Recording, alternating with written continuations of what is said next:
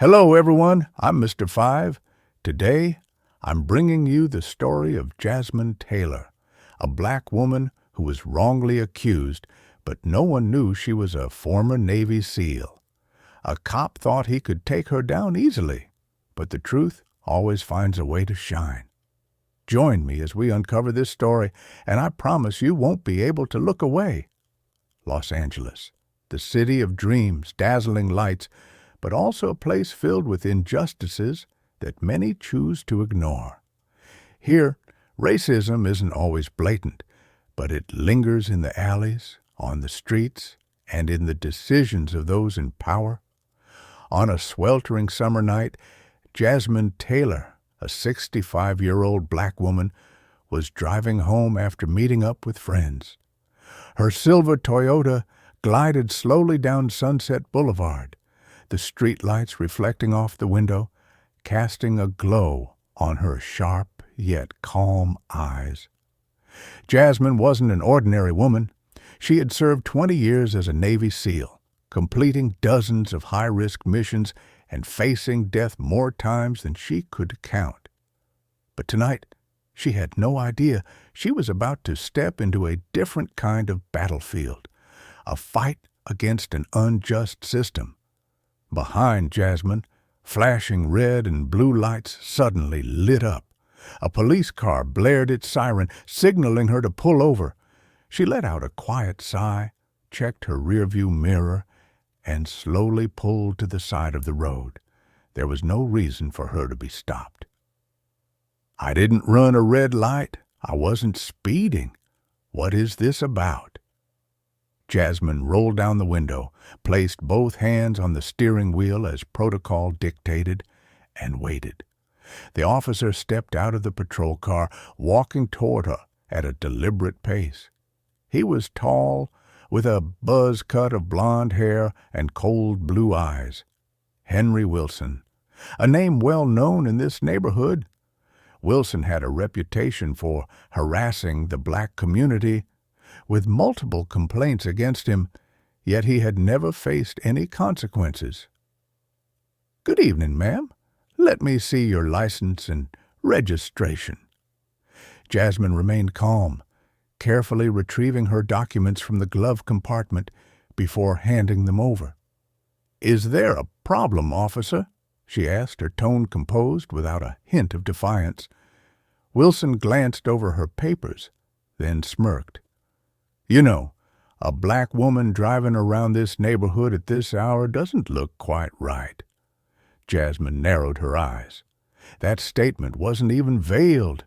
It was a blatant act of racial profiling. But she didn't react, just yet. "I wasn't aware there was a law against black people driving at this time of night." Wilson shrugged, then suddenly stepped toward the back of her car. Jasmine watched as he pretended to inspect something before turning back, his expression now more serious. "We just got a report about a drug deal in the area, and guess what? You match the description." Jasmine's heart pounded. She knew exactly what was happening. This wasn't a routine stop. This was a setup. "Step out of the car immediately and place your hands on the hood," Wilson ordered. Jasmine took a deep breath, forcing herself to stay calm. She knew that reacting the wrong way could get her hurt, or worse, shot on the spot. "I have the right to know exactly why I'm being detained." Wilson smirked, then suddenly grabbed her arm and yanked her out of the car. "You're resisting a police order, girl." Jasmine stumbled but didn't retaliate. If she wanted to, with just one precise move, she could have Wilson on the ground in an instant. But she didn't. As Wilson shoved her toward the patrol car, he turned to another officer standing nearby and sneered. "Doesn't really matter if this kind is guilty or not.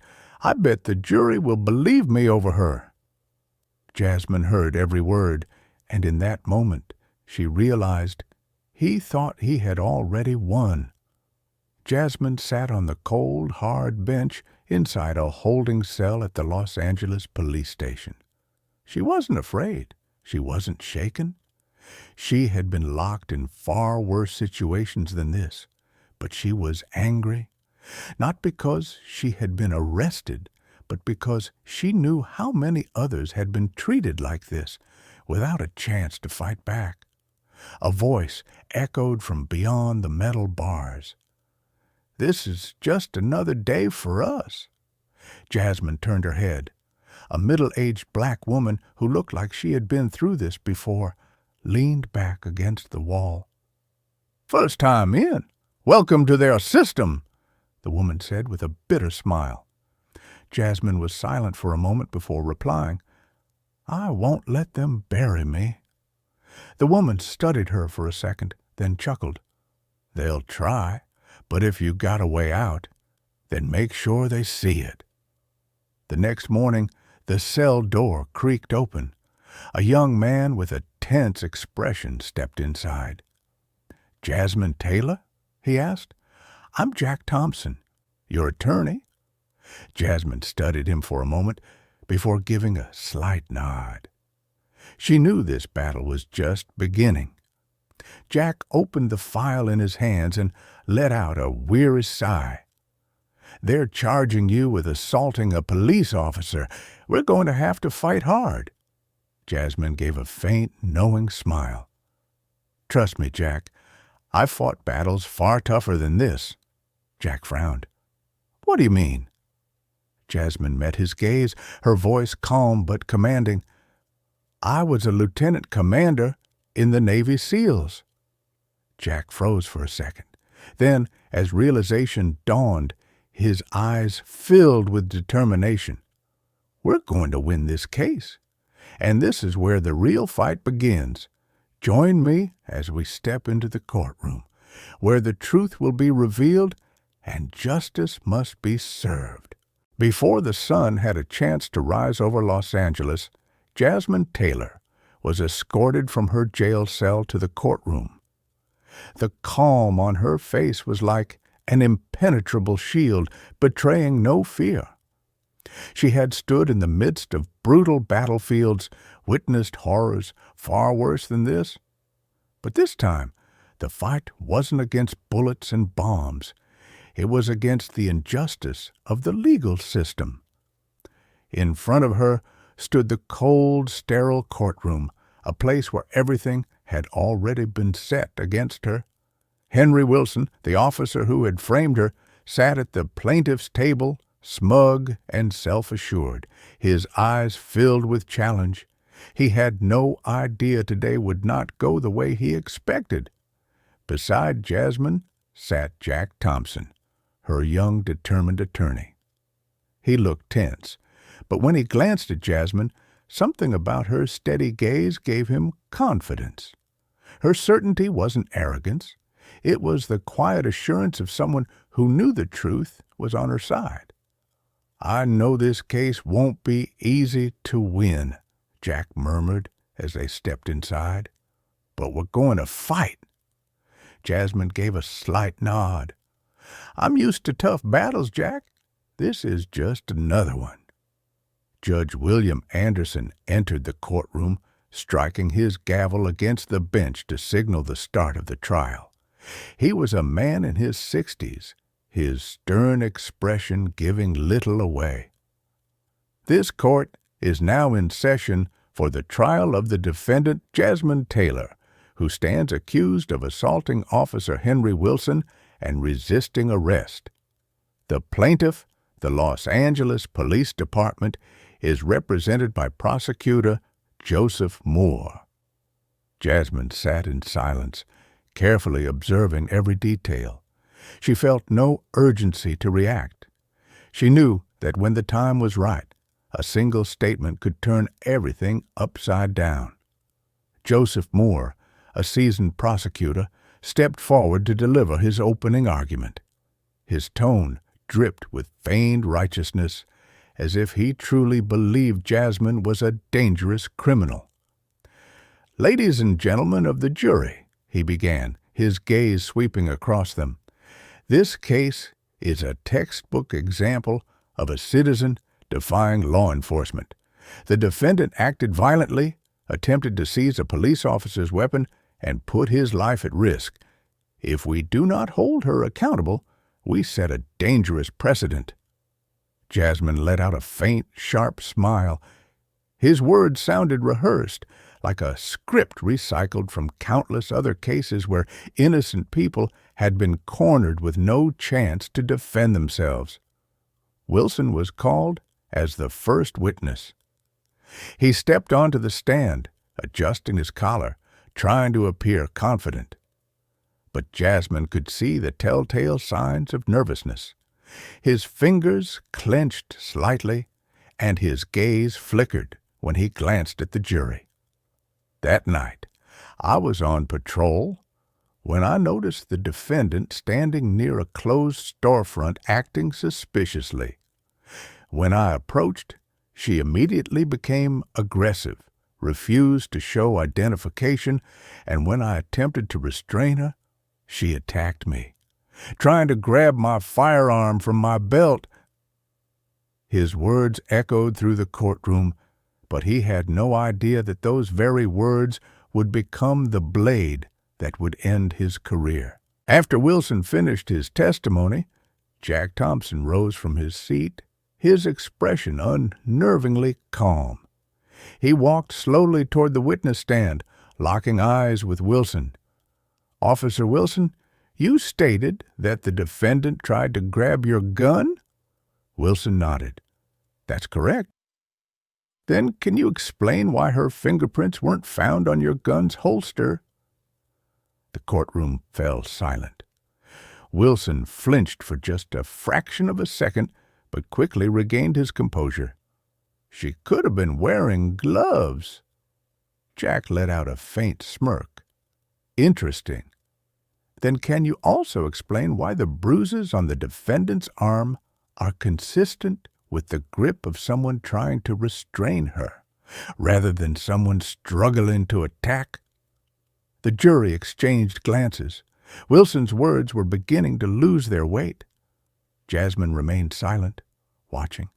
She knew the battle had only just begun. "Jasmine Taylor, do you have anything to say?" For the first time, Jasmine stood up. She walked to the witness stand with deliberate, unhurried steps. "I have something to say," she said, locking eyes with Wilson. "Officer Wilson assumed I was just an ordinary person, a black woman with no power, someone who could be pushed into this system without anyone questioning it. But there's something he didn't know." She turned to the jury, her gaze sharp like a spark, cutting through the darkness. "I served in the United States Navy. I am not just an ordinary citizen. I was a Navy SEAL." The atmosphere in the courtroom shifted instantly. Murmurs spread through the crowd. Eyes widened in shock. Wilson's face drained of color. Jack stepped forward, his voice commanding. "So let me ask you this.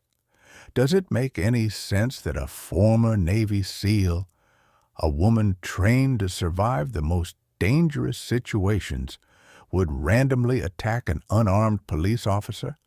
Does that sound logical?" The jury shook their heads. Prosecutor Joseph Moore stood up, scrambling for a rebuttal, but it was too late.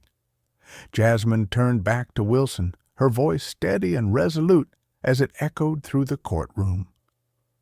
"You misjudged me, Officer Wilson, but what you fail to understand is this: the truth always finds its way to the surface." After Wilson finished his testimony, Jack Thompson rose from his seat, his expression unnervingly calm. He walked slowly toward the witness stand, locking eyes with Wilson. "Officer Wilson, you stated that the defendant tried to grab your gun?" Wilson nodded. "That's correct." "Then can you explain why her fingerprints weren't found on your gun's holster?" The courtroom fell silent. Wilson flinched for just a fraction of a second, but quickly regained his composure. "She could have been wearing gloves." Jack let out a faint smirk. Interesting. Then can you also explain why the bruises on the defendant's arm are consistent with the grip of someone trying to restrain her, rather than someone struggling to attack? The jury exchanged glances. Wilson's words were beginning to lose their weight.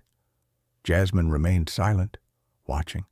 She knew the battle had only just begun. Jasmine Taylor, do you have anything to say? For the first time, Jasmine stood up. She walked to the witness stand with deliberate, unhurried steps. I have something to say, she said, locking eyes with Wilson. Officer Wilson assumed I was just an ordinary person, a black woman with no power, someone who could be pushed into this system without anyone questioning it. But there's something he didn't know.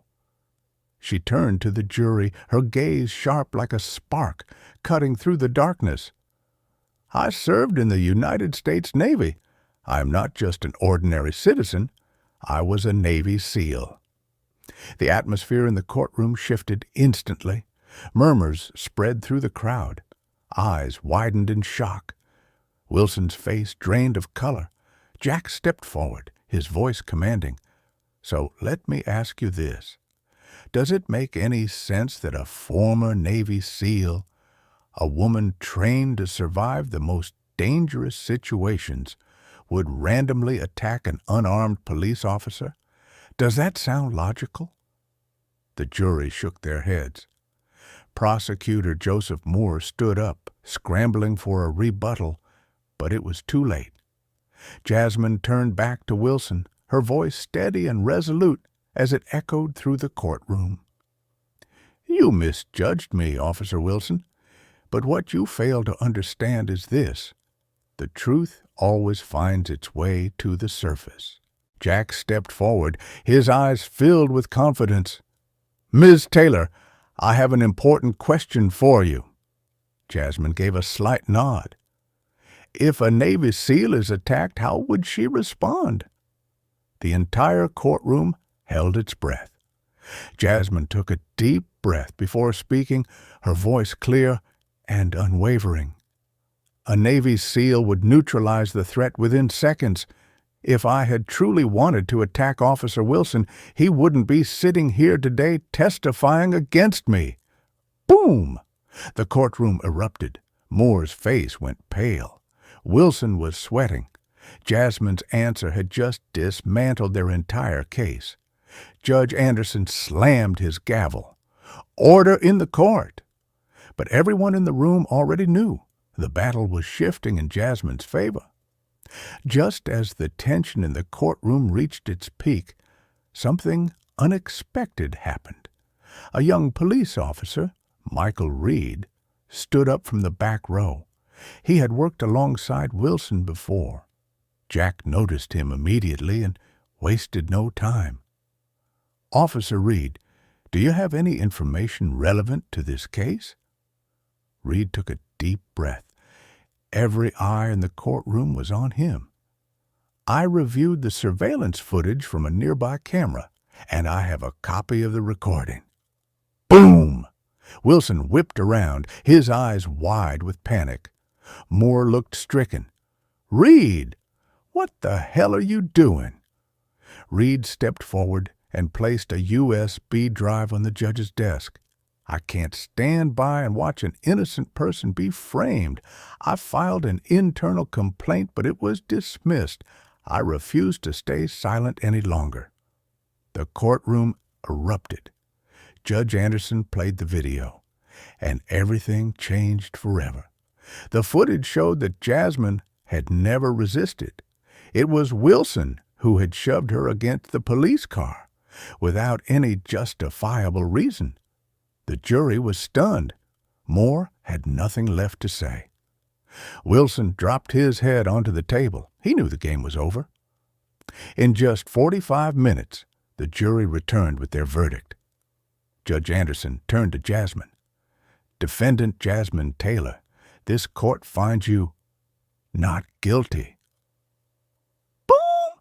The courtroom erupted in applause. Jack gripped Jasmine's hand tightly. She had won, not just for herself, but for everyone who had ever been treated unfairly.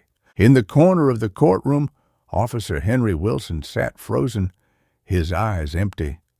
What he had believed would be an easy victory had turned into the worst nightmare of his career. Every cheer for Jasmine Taylor felt like a dagger slicing through his pride.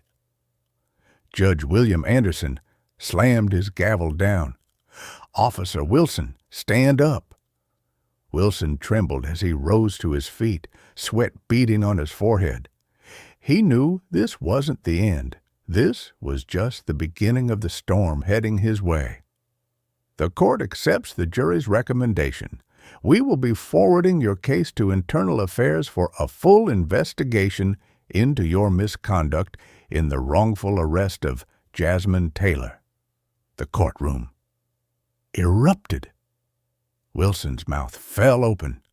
He turned desperately to Prosecutor Joseph Moore, but Moore simply lowered his head, refusing to meet his gaze. Jack Thompson, Jasmine's attorney, turned to her with a small smile, but his eyes still burned with determination.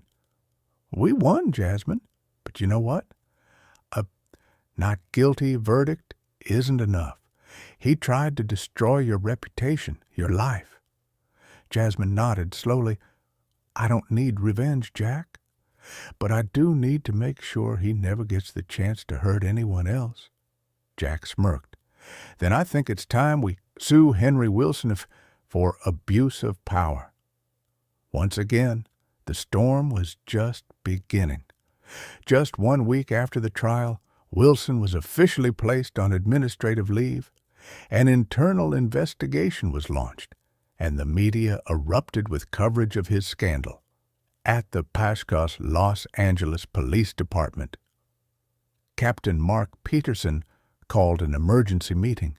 He dropped a thick stack of files onto the table, documents filled with suspicious arrests made by Wilson over the past 10 years. "This isn't the first time he has done this," Peterson sighed. "The real question is, why are we only finding out now?" A young officer hesitated before speaking up. "Sir, the truth is, many of us have suspected him for a long time." "But," Peterson narrowed his eyes, "but what?" "But no one had the courage to report him." The room fell silent. The weight of that truth hung heavy in the air, undeniable and disturbing. But this time, thanks to Jasmine and the irrefutable evidence, Henry Wilson had nowhere left to hide. In the days following Jasmine's victory, the black community in Los Angeles stood more united than ever. They organized peaceful marches, demanding police reform and accountability for officers who abused their power, officers like Wilson. And Jasmine wasn't on the sidelines. She stood before the crowd, microphone in hand, her voice strong and unwavering. "I do not stand here as a victim. I stand here as a fighter for change." The streets erupted in cheers. After just 6 months of investigation, Internal Affairs officially fired Henry Wilson and forwarded his case to criminal court. This time, Jack Thompson wasn't defending Jasmine. He was prosecuting. He abused his power, using his badge and skin color as a weapon against others. And now, it's time for him to face justice. More than 15 other victims came forward to testify. People realized Wilson wasn't just a bad cop. He was a dangerous man. By the end of the trial, Wilson was sentenced to 10 years in prison for abuse of power and perjury. After the trial, Jack and Jasmine met one last time at their old cafe. Jack smiled. "So, what's next for you?" Jasmine sighed, staring into the distance. "I can't go back to being a SEAL, but I can still fight, just in a different way." Jack tilted his head. "What do you mean?" Jasmine set down her coffee cup. I'm going to start a self-defense and legal training center set for people like me, people who have been wronged by this system." Jack chuckled. "So I'm guessing I'll be the lawyer for your organization?" Jasmine nodded. "There's no one better for the job, Jack." Jasmine Taylor's story is more than just a personal victory. It's a powerful reminder that justice doesn't come only from the courtroom. It comes from the unity of a community and the courage of those who dare to speak out. Henry Wilson believed he could abuse his power without consequences. But in the end, the truth prevailed. Jasmine didn't just fight for her own justice, she became an inspiration, empowering thousands of others to stand up and fight back. And that is the true meaning of justice. 10 days after the trial, at a California federal prison, Henry Wilson sat on a stiff metal bed, his eyes empty. Once, he had stood in a courtroom as a last police officer, head held high, radiating power. But now, he was nothing more than an inmate in an orange jumpsuit, despised by his former colleagues, hated by the very prisoners he once helped lock away. This was the price of abusing power to oppress the innocent. Wilson had once believed he could bury the truth forever, but he underestimated Jasmine Taylor and the power of justice. He hadn't just lost his freedom. He had lost his honor, his reputation, and the support of those who once stood by him. "I was a cop. I protected this city," Wilson shouted. But no one cared. History had judged him, not as a hero, but as a disgrace to his badge. 3 months later, after Wilson's trial, the Los Angeles Police Department, LAPD, was thrown into a major crisis. Internal investigations were launched. Dozens of officers' crea were held accountable for either complicity or past abuses of power. Young officers within the force, those who had long been frustrated with the system's injustices, finally had a chance to speak up. In a pivotal meeting, Captain Mark Peterson stood before his officers, his gaze unwavering. "We cannot allow men like Henry Wilson to continue tarnishing the honor of this badge. I will not let this happen again." From that moment on, major reforms were put into place. Officers were required to wear body cameras 24/7. Internal investigations became more transparent. Wrongfully accused victims like Jasmine were invited to speak at reform conferences. Jasmine didn't just fight for herself, she changed an entire system. 1 year after the trial, Jasmine Taylor didn't choose to quietly return to her old life. She knew there were still countless others, people without a voice, people without the opportunity she had, who were still suffering under injustice. So she decided to be their voice. Alongside Jack Thompson and a team of civil rights attorneys, she founded Justice Warriors, a legal aid and self-defense training center for victims of injustice. Their mission was clear: provide free legal support to the wrongfully accused, train communities of color in self-defense and civil rights, host workshops to raise awareness about racial discrimination in the justice system. Jasmine was no longer just a victim, she had become a warrior for justice. One evening, as Jasmine was preparing to leave her office, there was a knock at the door. A middle-aged woman stood there with her son, a 14-year-old boy named Marcus. She clutched his hand tightly, her eyes red with tears. "Ms. Jasmine, I don't know where else to turn. My son was arrested just for walking home at night. They said he looked suspicious, but I know that was just an excuse. Jasmine felt a tightness in her chest. This story, it was all too familiar. She crouched down to meet Marcus's eyes. "Are you scared?" Marcus swallowed hard and nodded. Jasmine took his hand, her voice filled with unwavering determination. "You're not alone. I promise you, we won't let this happen again."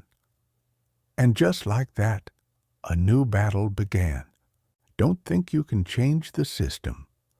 That was the message in an anonymous letter Jasmine received after winning yet another case. This time, securing justice for a young man wrongfully arrested for a theft he never committed. The ones hiding in the shadows were starting to feel threatened.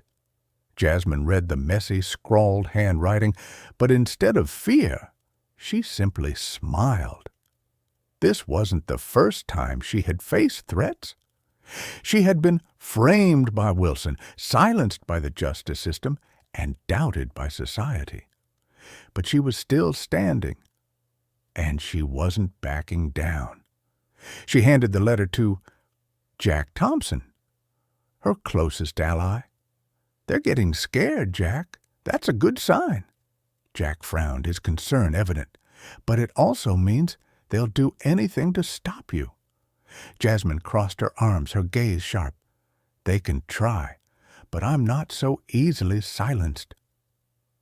She had fought on the battlefield, and this was just another war. If they thought threats would stop her, they were dead wrong. Remember Marcus? The 14-year-old boy who was wrongfully arrested by the police? After Jasmine helped him, he and his mother became regulars at Justice Warriors, attending self-defense and legal rights training sessions. But Marcus was no longer the scared boy he once was. He had learned how to defend himself, understood his civil rights, and, more importantly, he had begun inspiring others. One afternoon, as Jasmine was preparing to leave, Marcus came running up to her, breathless. Miss Jasmine, I helped someone at school today." Jasmine raised an eyebrow, smiling. "Oh, yeah? Tell me what happened."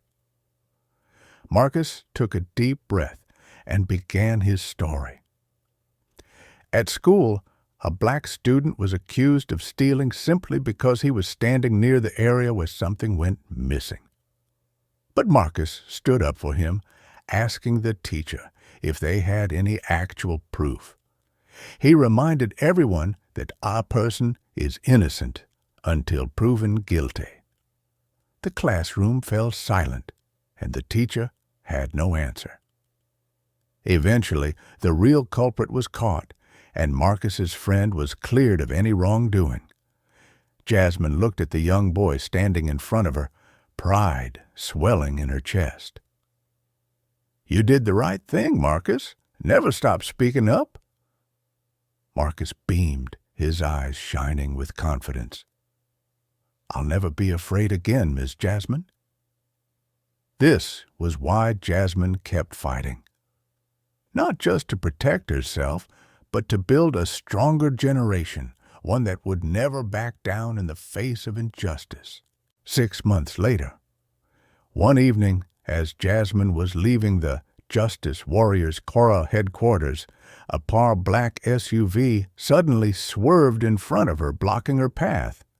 Before she could react, 2 masked men jumped out. "You should know when to stop." Jasmine didn't flinch. She was a Navy SEAL. They might have thought they were stronger, but they had picked the wrong person to attack. Within seconds, Jasmine took one of them down, spinning around to deliver a powerful kick to the other, sending him crashing to the pavement.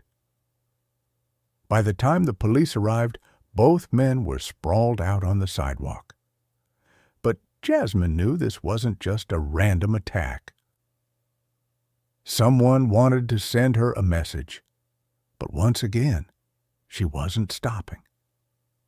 2 years later, Jasmine Taylor was still standing. Justice warriors' head had grown stronger, expanding to multiple states. Hundreds of wrongfully accused individuals had been helped. Police reform efforts continued. Fueled by the lawsuits, Jasmine had fought and won. They couldn't stop her. They could only watch as she kept making change. Justice is not something that happens on its own. It must be fought for. Those in power are not always right, and if we don't stand up, they will continue to abuse their authority. Every action, no matter how small, can spark change.